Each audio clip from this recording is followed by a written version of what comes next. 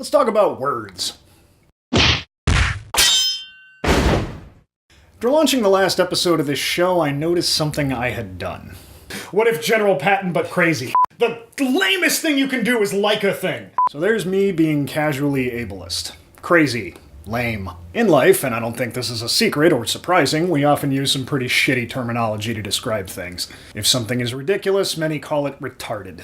If something is less than they'd like, a lot of people call it gay. I grew up around people casually using the word Jewish or using Jew as a verb to describe somebody being cheap. These learned, and they are learned, verbal habits are pretty tough to get rid of. My wife teaches special needs kids, and it took me a couple years to get retarded out of my vocabulary as a casual epithet. And while I never used gay or Jewish to describe things in a derogatory manner, I did start to notice some words I use casually that I probably shouldn't, and I started trying to work towards not saying them. I don't think that's asking a lot of me.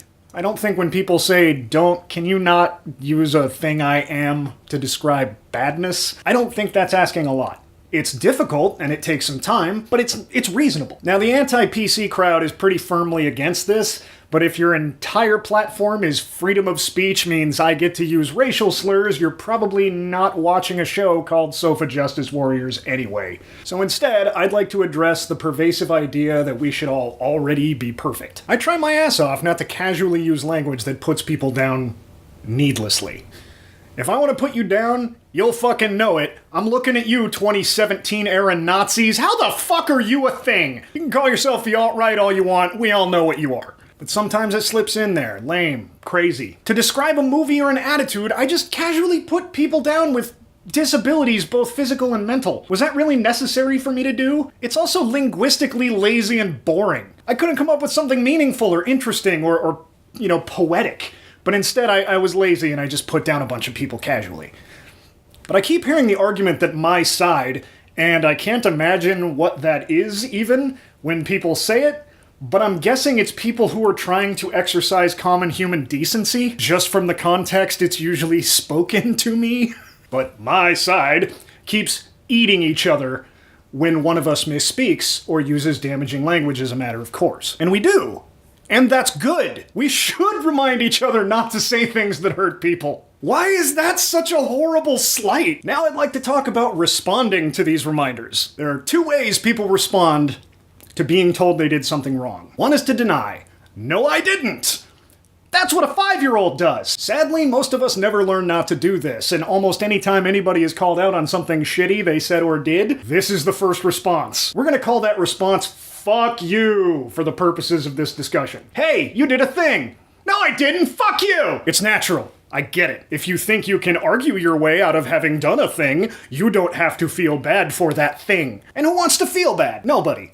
But feeling bad about doing things, however small, is how we grow. The second way to respond, which rarely happens, isn't what you might think I'm going to say it is. It isn't, I humbly apologize for my actions and will strive in the future to be a better person. That's PR speak. That's robotic. And creepy. Honestly, if you immediately respond that way, I'd be way more afraid of you than if you just said fuck you the way most people do. No, the second way is to respond, and stick with me here, oh shit! The realization that we've done something wrong and the recognition that we are responsible for having done that. And in this armchair philosopher's opinion, this is the correct response. Growth follows from there. Nobody needs you to be perfect right away. Nobody's asking you to be linguistically perfect all the time, always, right now. All anybody wants is for you to strive for that perfection, and when reminded that you haven't reached it, not explain it away. Just because I get up here on my soapbox and say how I think things should be doesn't mean I am perfect, or I am incapable of learning new things, or I never screw it up, and I don't need to justify that. Nobody wants to hear what you think justifies the shitty thing you did.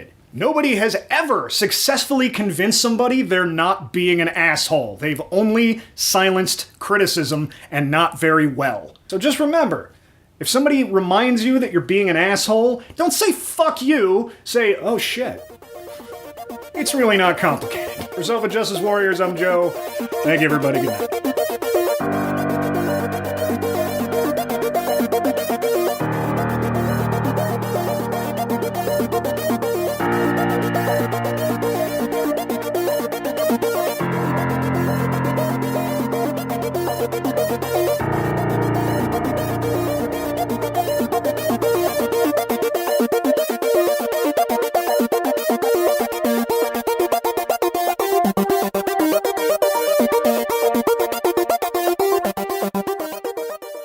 y'all!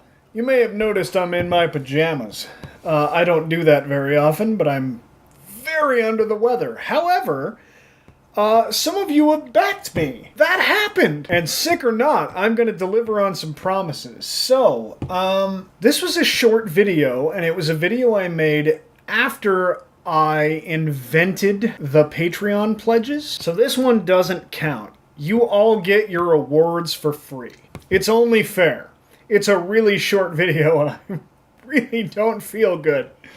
So, Daniel Stockman, I owe you a question. Send it in. I will answer it. Kelly Carter, thank you for subscribing. You're beautiful. You're wonderful. Mr. Chris Fred, thank you for subscribing. You're amazing. Dan No Last Name Given, thank you so much for allowing me to produce content. You two are wonderful. Thank you all for doing this. Next month, when we produce a big video, this will all become more relevant. But I hope you're all okay with me giving you a free thank you. Cheers! I would have a drink in my hand, but I'm sick.